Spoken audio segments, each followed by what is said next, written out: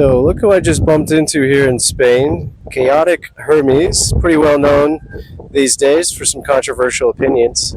How you like Spain so far?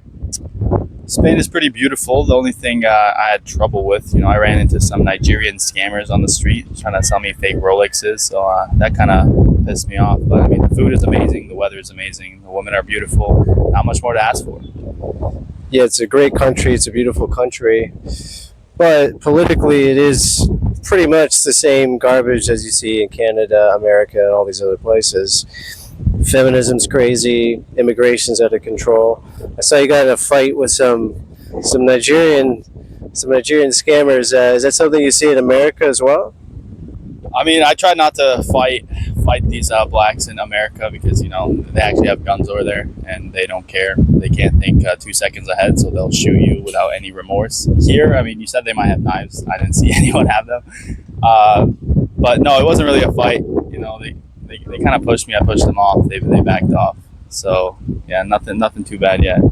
Well, we appreciate your help here in Spain. We've been having some serious racial conflict going on in southern Spain with Moroccans and so on. So it's great to have the Lithuanian Chads come over here and help us out. So politically, though, how did you wake up to all these issues going on? Was it BLM? Was it anything like that, or was it just your own research? Yeah, so I was always into, I guess, quote unquote conspiracy theories, kind of what's behind the curtain. I remember I used to watch Alex Jones when I was like 14 years old. Like I would literally watch him every day. It was just so like interesting to me, like the things he would talk about that most people wouldn't talk about. And I guess COVID, that kind of like hit me the hardest. Like I remember when COVID started, I went to Chicago. There was zero people, literally zero people all the time. Like, wait, what the fuck? Like the government's actually gonna tell you to do something, and you're just gonna listen like a good boy without questioning it. Like it was absolutely fucking insane to me. I saw obviously the BLM riots, how those were like organized stage. You see where the money's coming from. I guess the Federal Reserve as well. Like I guess before I started this thing, the things I'm doing now, I was kind of trying to start business, make some money. And yeah, you research the Federal Reserve, you realize money's not real, and then you realize who's behind it, all these things, and all the dots kind of connect. It was a slow and gradual process. It wasn't just like one moment. It's like, oh shit. So you were into this in high school then.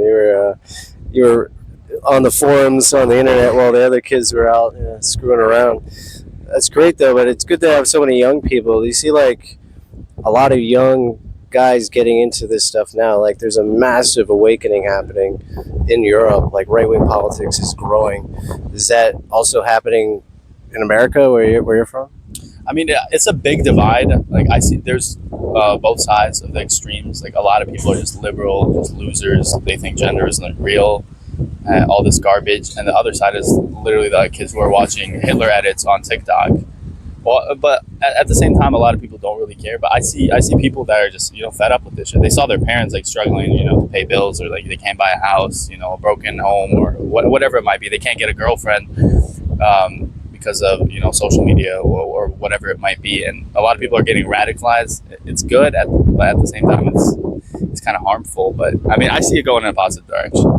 Yeah, unfortunately, like there's good and bad that goes with it. There's some schizos and kooks that start to come up. These incel lunatics, and there's some weird people that gravitate towards fringe politics. So we have to be on guard about that. I think we need to be rational, have logical arguments. There is a time to make jokes and be edgy, but there's also a time to be serious as well. So where's your content going to go from here? You do a lot of street interviews, very popular videos. Is there any other stuff you want to do? Podcasts, broadcasts?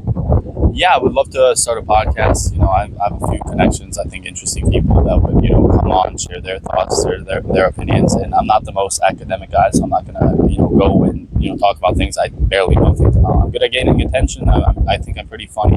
I look all right for the type of stuff that I'm doing.